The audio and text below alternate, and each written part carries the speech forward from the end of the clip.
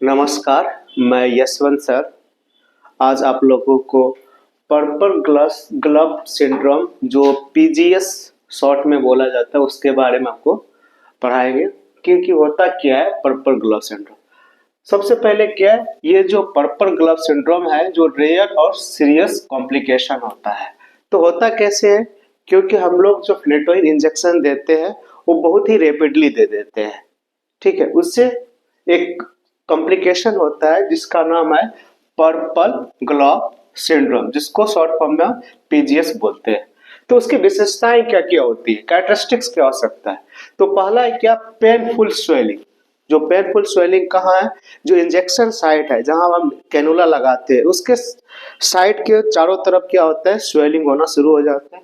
और दूसरी क्या है, पर्पल डिस्कलरेशन। इसीलिए उसको हम क्या बोलते हैं, पर्पल ग्लव सिंड्रोम बोलते हैं, क्योंकि स्किन जो कलर जो होता है वो पर्पल हो जाता है। दूसरा, वहां के जो टिश्यू होते हैं वो क्या हो जाती है, डैमेज हो जाती है, जिससे कि जो पेशेंट है बहुत ही दर्द महसूस करता है। दूसरा कॉजेज क्या है, पर्पल ग्लव सिंड्रोम जिसको पीजीएस बोलते हैं, होता कैसे है। तो पहला है extraversion of leakage of phenytoin injection. जिसे हम कैनुला लगाते हैं, कैनुला लगाते लगाते कभी क्या करता है, वेन को पंचर हो जाता है। अगर उस टाइम हम फेनेटोइन रेपिडली दे देते हैं तो क्या हो जाएगा, लीकेज ऑफ फेनेटोइन इंजेक्शन हो जाएगा और एक्स्ट्रा वर्जन हो जाएगा, एक्स्ट्रा वेशन हो जाएगा। दूसरा क्या है कि फेनेटोइन इंजेक्शन का जो पीएच होता है बहुत ही हाई होता है, जिसका पीएच 12 होता है, जो अल्कलाइन इन नेचर होता है। और उसको दूसरा क्या है, उसके बाद रैपिड इंजेक्शन, आईवी इंजेक्शन जो हम फेनेटोइन इंजेक्शन देते हैं जिससे पर्पल ग्लव सिंड्रोम होता है, बहुत ही रैपिडली पुश कर देते हैं बिना कोई डाइल्यूट के। जो डाइल्यूट करते हैं बहुत कम मात्रा में डाइल्यूट करते हैं और रैपिड कर देते हैं, जिसके वजह से क्या हो जाएगा, पीजीएस हो जाएगा। दूसरा चीज देखने को मिलता है आप लोगों को, स्मॉल वेन। जैसे बच्चे होते हैं उसमें बहुत स्मॉल वेन्स होता है, ठीक है। और दूसरा क्या होता है, फ्रेजाइल वेन्स, फ्रेजाइल वेन्स, जिससे क्या होता है कि बहुत ज्यादा चांस होता है पीजीएस होने की।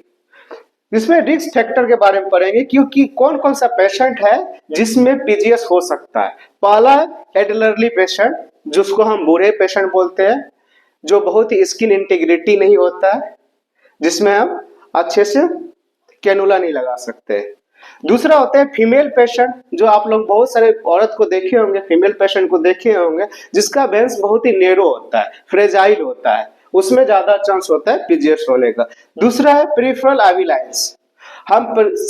अगर हम लोग ज्यादा पेरिफेरल आईवी लाइंस को प्रेफर करते हैं तो क्योंकि हम लोग सभी पेशेंट को सीवीपी नहीं लगा सकते, एजीबी नहीं लगा सकते, क्योंकि हम लोग क्या करते हैं, पेरिफेरल आईवी लाइंस करते हैं, क्योंकि फर्स्ट एड वगैरह जो देते हैं, प्राइमरी ट्रीटमेंट देते हैं उसको पेरिफेरल के थ्रू देते हैं। अगर किसी पेशेंट को अगर मिर्गी आ रहा है, जिसको हम इपिलेप्सी बोलते हैं, सीजर्स बोलते हैं, उस पेशेंट में हम फेनेटोइन इंजेक्शन लोडिंग डोज देते हैं, ठीक है। तो अगर हम किसी पेशेंट को पेरिफेरल आईवी लाइंस प्रीफर कर रहे हैं और रैपिडली मेरा फेनेटोइन चला गया तो पीजीएस होने की ज्यादा संभावना होती है। दूसरा, repeated dose of phenytoin injection. अगर हम बार बार रिपीटेड कर रहे हैं, उसको पेशेंट को एपिलेप्सी आ रहा है और सही नहीं हो रहा है, तो डॉक्टर क्या करता है कि लोडिंग पे लोडिंग दिया जाता है, जिससे क्या हो सकता है, पीजीएस होने की संभावना हो सकता है। दूसरा आपका पुअर वेनस इंटीग्रिटी, आपको पहले बताया तो, क्योंकि एल्डरली पेशेंट में क्या होता है, स्किन इंटीग्रिटी कम हो जाता है, तो उसका क्या होता है, वेन्स भी क्या हो जाएगा, पुअर वेनस इंटीग्रिटी हो जाएगा। दूसरा क्या है आपका क्लिनिकल फीचर्स, आप कैसे पता चलेगा आपको पीजीएस किसी पेशेंट को हो गया। दूसरा आप चेक करना, क्या करना है, पेन एंड एडिमा और इंजेक्शन साइन। जहां आप कैनुला लगा है उसमें आप ऑब्जर्व करेंगे, इंस्पेक्शन करेंगे कि उस पे पेन या एडिमा हो रहा है, ठीक है। दूसरा है पर्पल और बुलिश ऑफ द स्किन, जो इंजेक्शन साइट है अब वहां पे क्या हो जाएगा, पर्पल और बुलिश स्किन हो जाएगा और उसको छूने में आपको लगेगा ठंडा लगेगा। लेकिन सीवियर केसेस में क्या हो जाता है, जहां इंजेक्शन साइट है वहां पे स्किन क्या हो जाता है, नेक्रोसिस हो जाता है, जिसमें क्या हो जाएगा, आपका पर्पल कलर हो जाएगा, ब्लूइश हो जाएगा। उसके बाद क्या है, आपका ब्लिस्टिंग हो जाएगा। ब्लिस्टिंग मतलब होता है कि स्किन जो होता है, स्किन आपको डर्मिस एपिडर्मिस होता है, एपिडर्मिस लेयर क्या हो जाएगा, प्रोटेक्ट हो जाएगा, जिसमें आपका पानी फुल हो जाएगा, उसको हम ब्लिस्टिंग बोलते हैं। और वहां पे आपका सर्कुलेशन क्या हो जाएगा, कम हो जाएगा, ऑटोमेटिक है। अगर सर्कुलेशन कम होगा तो आपका स्किन साइनोस हो जाएगा, जिससे आपका सीवियर केसेस में क्या हो जाएगा, नेक्रोसिस हो सकता है। उसके बाद इसका कॉम्प्लिकेशन क्या क्या है, कॉम्प्लिकेशन है आपको टिश्यू नेक्रोसिस हो जाएगा, इस्चीमिया हो जाएगा, लैक ऑफ ब्लड हो जाएगा, कंपार्टमेंट सिंड्रोम हो जाएगा, और सर्जिकल इंटरवेंशन करना पड़ जाएगा किसी किसी सीवियर केसेस में। ठीक है। उसके बाद है नर्सिंग मैनेजमेंट और मेडिकल मैनेजमेंट।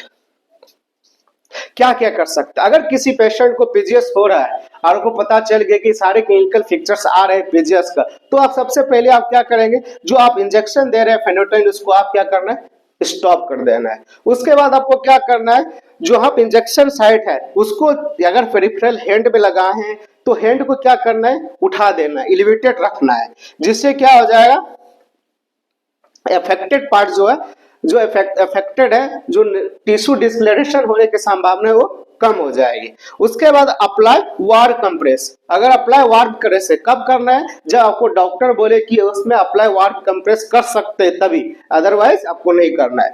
उसके बाद क्या है, प्रोवाइड एनाल्जेसिक। अगर किसी का पेनफुल हो रहा है तो उसको आप एनाल्जेसिक दे सकते हैं as per the doctor advice. उसके बाद क्या करना है, मॉनिटर करना है आपको टिश्यू डैमेज का, क्या उसका जो नेक्रोसिस हो रहा है, पर्पल डिस्प्लेशन ऑफ स्किन हो रहा है, क्या वो बढ़ रहा है या घट रहा है, या ठीक हो रहा है कि नहीं हो रहा है, उसको भी आपको कंटिन्यूसली क्या करना है, मॉनिटर करना है। उसके बाद है क्या करना है, स्किन की प्रॉपर एग्जामिन करना है कि पहले जो bluish of the purple discoloration of the skin जो हुआ था वो कम हो रहा है या बढ़ रहा है, उसको आपका प्रॉपर मॉनिटरिंग रखना है।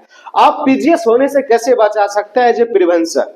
आपको प्रिवेंशन क्या करना है, अगर पेशेंट सही है और उसको हम क्या करेंगे, ओरल डोज पे शिफ्ट कर देंगे, फेनोटाइन का ओरल डोज पे हम शिफ्ट कर देंगे। अगर ओरल डोज के बाद भी पेशेंट अगर सही नहीं हो रहा है तो हम क्या करेंगे, use large well flowing veins. हम लार्ज फ्लोइंग वेंस को क्या करेंगे, हम इंस्पेक्ट करेंगे, उसमें हम कैनुला लगाएंगे और उसी से हम क्या करेंगे, इंजेक्शन फेनोटाइन देंगे एज पर द एडवाइस। तीसरा चीज क्या है, आपका जो एडमिनिस्ट्रेशन ऑफ फेनोटाइन इंजेक्शन होना चाहिए, जो आपका क्या होना चाहिए, less than 50 milligram per minute के मिनट्स ही एडमिनिस्ट्रेशन करना है, न कि आप चला दिया और 100 मिलीग्राम प्रति मिनट के हिसाब से आप चला दिए, जिससे आपको पीजीएस होने की संभावना है। इसीलिए आपको जो भी फेनोटाइन इंजेक्शन देंगे प्रॉपर डाइल्यूशन के साथ, और उसको आप कैसे देना है, less than equal to 50 milligram per minute. उसके बाद क्या है, डाइल्यूट प्रॉपरली एज एडवाइस। जैसे आपको लोडिंग दे रहा है, जैसे 4.8 ml किसी को लोडिंग दे रहा है, उसको आप अप्रोक्स 50 ml में डाइल्यूट करना है। तो मतलब 1 ml को हम 10 ml में डाइल्यूट कर सकते हैं, जिसको हम क्या करते हैं, 1:10 के रेशियो से हम डाइल्यूट करते हैं। दूसरा करना है क्या, आप जो किसी में इंजेक्शन देते हैं, इंजेक्शन फेनोटाइन को हम कभी पेडियाट्रिक सेट से दे देते हैं, कभी 100 ml में 100 ml में डाइल्यूट करके दे देते हैं। तो उसको क्या करना है, उसको बिफोर एंड आफ्टर उसको फ्लश करना है आईवी लाइंस को। अगर आप नहीं किया और किसी और मेडिकेशन दे दीजिए जिससे फेनोटाइन के साथ कॉन्ट्राइंडिकेट हो जाएगा, तो आपका ज्यादा चांस हो जाएगा पर्पल ग्लव सिंड्रोम होने की संभावना ज्यादा हो जाएगा। धन्यवाद।